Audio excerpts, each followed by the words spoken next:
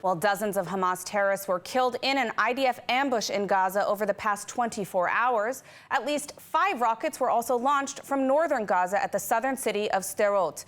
The IDF is responding firmly with evacuations ordered from civilian areas where rockets were launched. 451 days in the war in Gaza, and it's heating up once again. More from ILTV's Steve Leibowitz. Things had been relatively quiet in the Israeli communities bordering Gaza in recent months. The Hamas brigades had all been defeated and rocket fire from Hamas had been reduced to a trickle. Most residents of Sderot had returned to homes evacuated after October 7th of last year. The relative quiet was shattered as at least 5 rockets were launched from northern Gaza at the southern city of Sderot. 2 of the rockets were intercepted and the other 3 fell in open areas. There were no damages or injuries caused. That made 3 days in a row that rockets were fired from Gaza.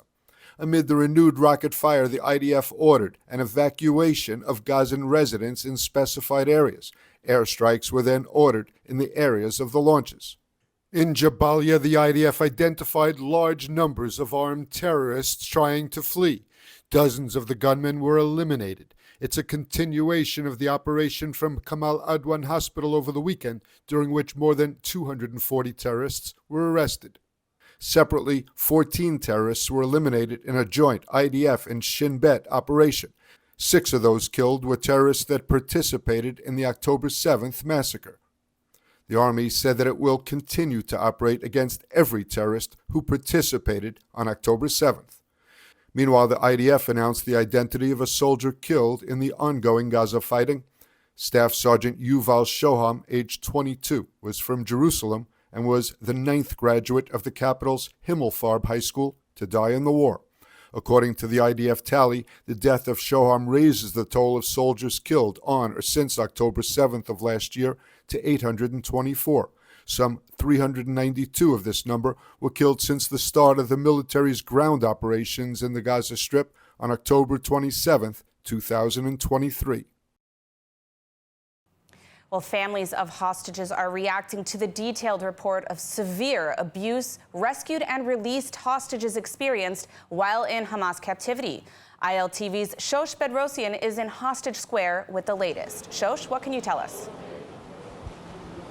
Well, some families of hostages still in captivity are calling this report chilling, while some families are saying their loved ones are going through, quote, a Holocaust while in captivity. Now, some of these families came together here in Hostage Square to light the Chanukiah as they react to the scathing report that details the traumatic abuse survivors of captivity recall. זה לא הפתיע אותי. אחרי שנה ו4 חודשים שהם שם, זה לא מפתיע שזה הדוח, ומספיק, נגמר הזמן. The report comes as no surprise to the grandmother of American-Israeli Idan Alexander. Her grandson has been in captivity for 451 days and was one of the latest hostages seen alive in a Hamas propaganda video. הזמן שלהם אזל, ואנחנו מצפים שכולם יחזרו, כולם הומניטריים וכולם צריכים לחזור הביתה עכשיו. The report compiled testimony from the released and rescued hostages from Hamas captivity that details the severe psychological, mental, and physical abuse they endured, from sexual abuse, humiliation, intentional isolation, branding of the body, deprivation of food and water. The report says women, men, and children experienced this type of abuse. The report also says half of the returned hostages say they were deliberately starved during captivity and kept in dark conditions. מתן והחטופים עוברים שואה בשבי. הם מוחזקים 15 חודשים בידי נאצים שעושים בהם את הנורא מכל. Doctors who conducted the report say it underscores the urgent need to release all hostages now, putting pressure on the United Nations and global community. The World Health Organization recently condemned Israel for their raid on Kamal Adwan Hospital in northern Gaza without mentioning Hamas or the hostages they continue to hold. קודם כל זה לא מפתיע אותנו. אנחנו מתריעים על זה כבר כמה חודשים, גם יצא דוח מטעם מטה המשפחות, אבל קודם כל זה בוודאי מדאיג את כל המשפחות. Recently, officials have been optimistic when it comes to these hostage negotiations, although Israel is now blaming Hamas for why a deal has not yet been reached. Thank you, Shosh, for that analysis. 3 a.m. sirens warning of incoming ballistic missiles in central Israel almost every night the past week. This is the reality for millions of Israelis under fire from the Houthis in Yemen, the same fanatic group, which has been disrupting vital shipping routes in the Red Sea and the Gulf of Aden, choking global trade and harming economies worldwide since 2023. And yet during the Gaza war, we've seen anti-Israel demonstrators in the West cheering for them on campuses. Why? And who are these Houthis? The Houthis are a Shia Muslim extremist group in Yemen, founded in the 1990s and led today by Abdul Malik al-Houthi. They are notorious for their use of child soldiers and child brides, their targeting of civilians, their use of human shields, their executions of LGBTQ, their hostage-taking practices, and their gender apartheid policies against women. This is a group inherently defined by its murderous ideology, its oppressive practices, and its unrelenting thirst for bloodshed. Their flag and official slogan literally states, "Death to America, death to Israel, curse the Jews." Backed by the Islamic Republic of Iran, the Houthis have become a deadly proxy in Tehran's campaign of destabilization and occupation throughout the Middle East. The Islamic regime has pumped money, weapons, and resources into Yemen via the Houthis, enabling them to attack not only their neighbors, but also nations far beyond the Middle East, including Israel, the US, and the UK.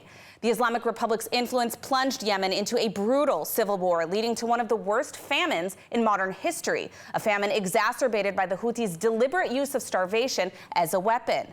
Thanks to the Ayatollahs in Iran, the Houthis gained unprecedented territory and power, threatening the actual government of Yemen. But since October 7th, the Houthis have shifted focus to destroying the state of Israel, firing an increasing number of drones and ballistic missiles at Israeli civilians, and also attacking US, UK, and commercial ships in the Red Sea. Their attacks have not only harmed global economies by disrupting shipping routes, they've killed British and American soldiers. All this in the name of solidarity with Palestinians, while ignorant college students in the West cheer them on. Clearly, the Houthi problem is not just Israel's problem. That's why the US and UK and Israeli forces have all bombed Houthi targets extensively. But even with these strikes, the Houthis have managed to be the last proxy standing. So how does a country defeat the Houthis when even bombing them into the Stone Age may not be effective? After all, they already live there. Like Hezbollah and Hamas, the Houthi leaders must be targeted and Houthi capabilities must be eradicated. But the only lasting solution is to cut off the head of the snake, the Islamic Republic of Iran.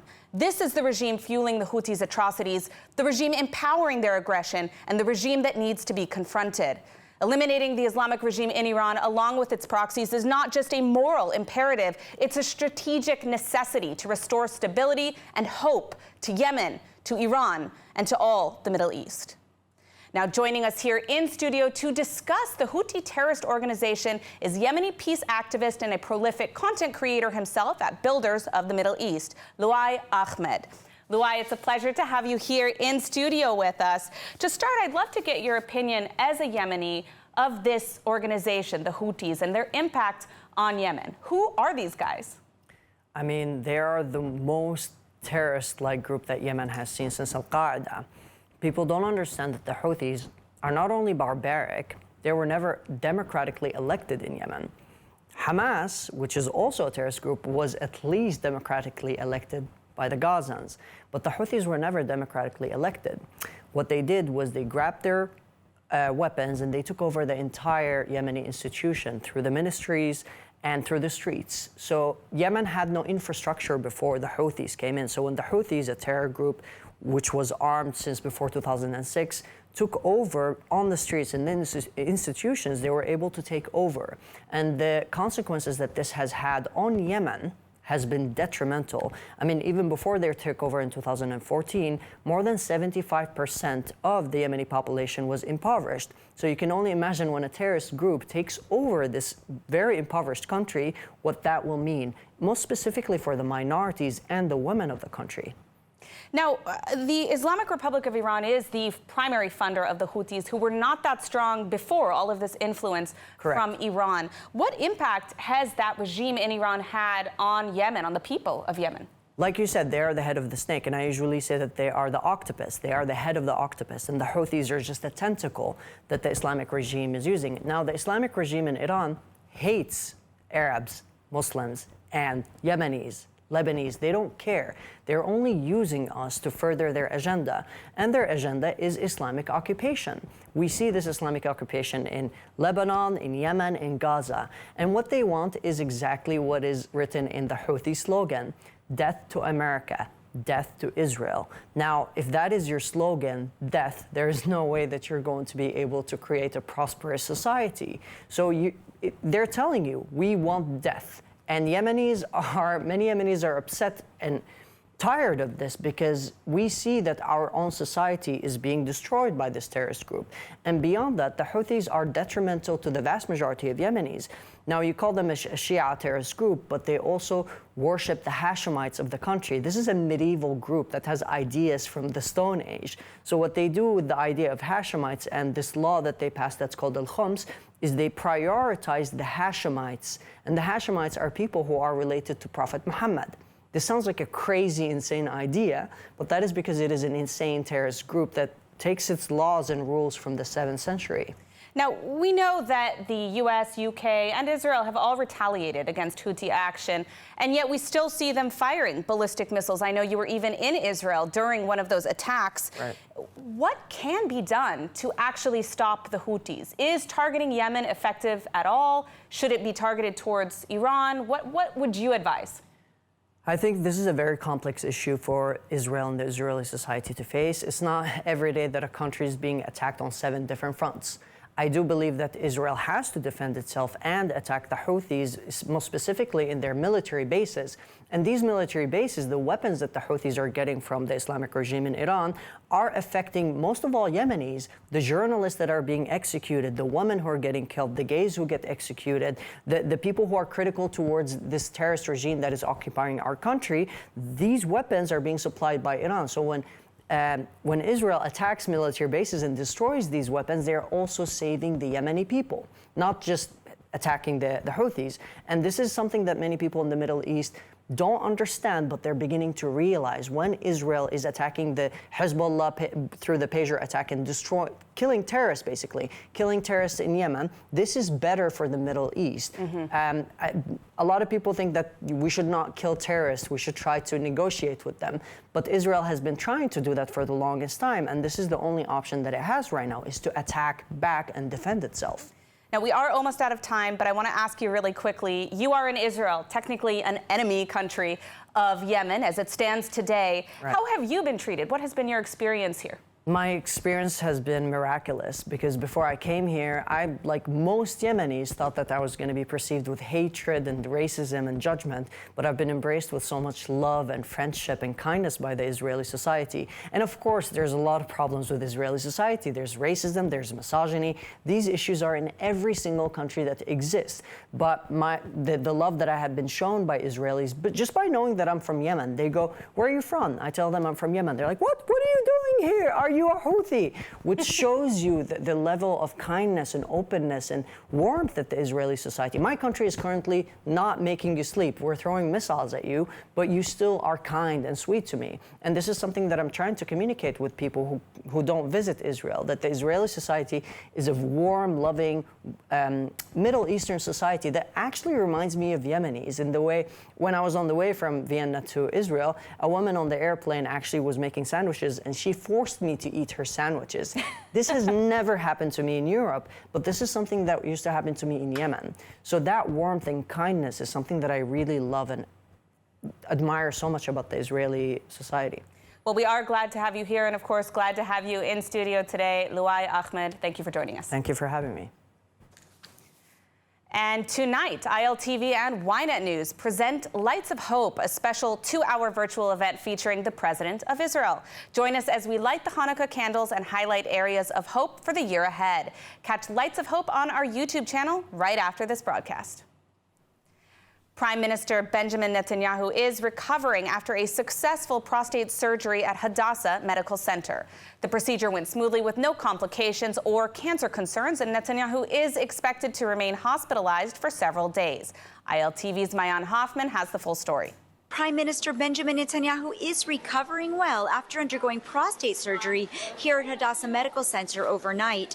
According to his office this morning, he was awake and fully conscious and feeling well. He was able to be moved to the underground secure recovery unit, where he's expected to stay for the next few days. Professor Ofer Goffreitz, head of the hospital's urology department, shared an update late last night stating that the surgery went as planned without complications. He said there are no concerns about cancer. Netanyahu is expected to stay hospitalized for several days. During his recovery, Justice Minister Yariv Levin is acting as prime minister, while Defense Minister Israel Katz is handling the security cabinet.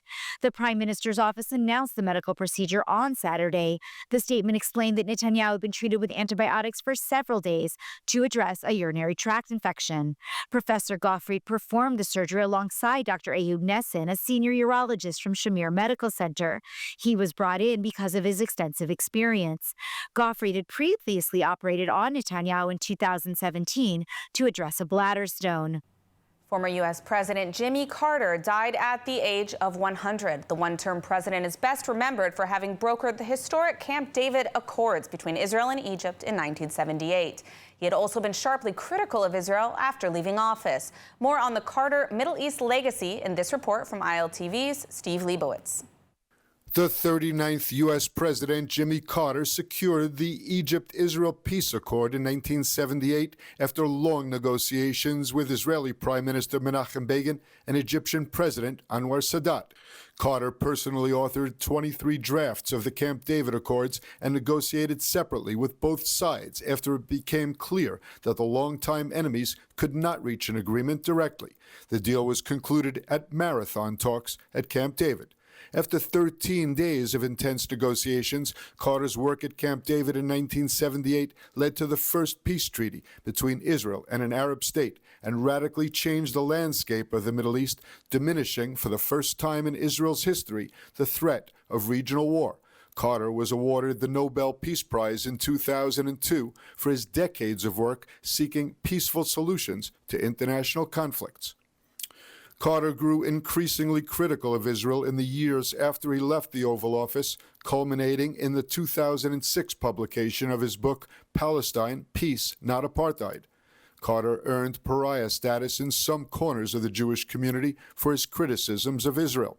In recent years, Carter was often unsparing in his critique of Israeli leaders and settlement policy in Judea and Samaria. Israeli Prime Minister Netanyahu pointedly did not meet with Carter during the former president's last visit to Israel in 2015. Well, following the passing of U.S. President Jimmy Carter, joining us is the CEO of NGO Monitor and the author of Menachem Begin and the Israel-Egypt Peace Process Between Ideology and Political Realism.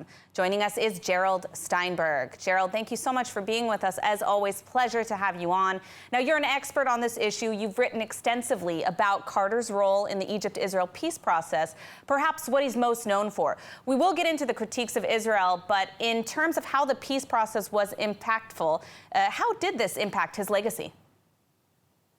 Well, it certainly is the crowning achievement of his presidency. He did not have a good presidency. It was the Iranian crisis, it was the hostage crisis that he was unable to resolve, and also the economy that led to his defeat in the 1980 elections, and Carter blamed the Jews for that.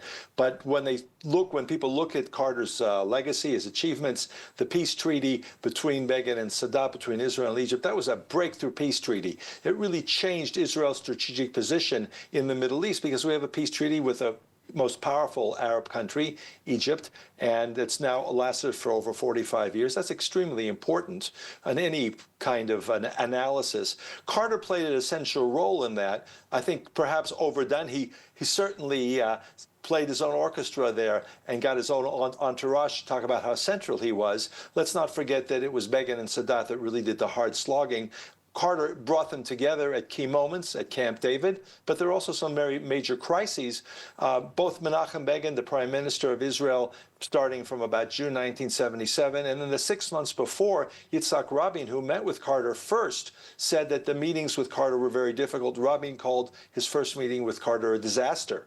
So the relationship was very difficult throughout that period, and Carter made it more, I'd say, prettified it, made it look much more positive in his version of what happened. But there were lots of tensions all the way through that period. And as Steve Leibowitz and you have pointed out, after his presidency, they became much more open. Now, as you stated, he became much more critical of Israel later in his life. What do we know about this anti-Israel activity, and do we know why he sort of turned on this issue? I think he hid it more than he didn't have it when he was president. He acted as a presidential leader, but he was also very angry that his advice, his proposal for a comprehensive peace treaty was not accepted by Prime Minister Begin. He really tried. He tried extremely hard. It was a very hard sell at Camp David the last day to try to get an agreement from Begin to stop any kind of Jewish construction in the Judea and Samaria region or the West Bank. And Prime Minister Begin said, no, absolutely not. That was an essential part of Begin's philosophy, his view of Israel, and also of Israeli security. He said, we came to Camp David to make an agreement with Egypt. We have the agreement. Let's not bring in Arafat on the Palestinian issue. I won't agree to that. Well, Carter then came out and lied and said Begin had agreed to a freeze, an indefinite freeze of construction in Judea and Samaria, and that made Begin very angry. So Carter was very upset, and then subsequently he lost the election in 1980. He blamed the Jewish vote for that, not his incompetence, not his mishandling of Iran and the economy. So I think the elements were there all along, some of them probably theological, connected to his very deep Christian roots. He was not an evangelical, he was a liberal Baptist, and he very much strongly pushed the human rights issue as part of his religious framework, but he then embraced Palestinian victimhood. And that was also part of it. Came out very blatantly. The book, Peace or Apartheid, is a clear evidence of that, but there are many other expressions of that, which is one of the reasons, or the main reason, that Prime Minister Netanyahu refused to meet with him, as did other leaders throughout that period. All right, well, we are out of time, but thank you, as always, for joining us, Gerald Steinberg of NGO Monitor. My pleasure, Emily. Good to talk to you. Well, the convergence of the holidays this year has resulted in a particularly festive atmosphere in the city of Haifa.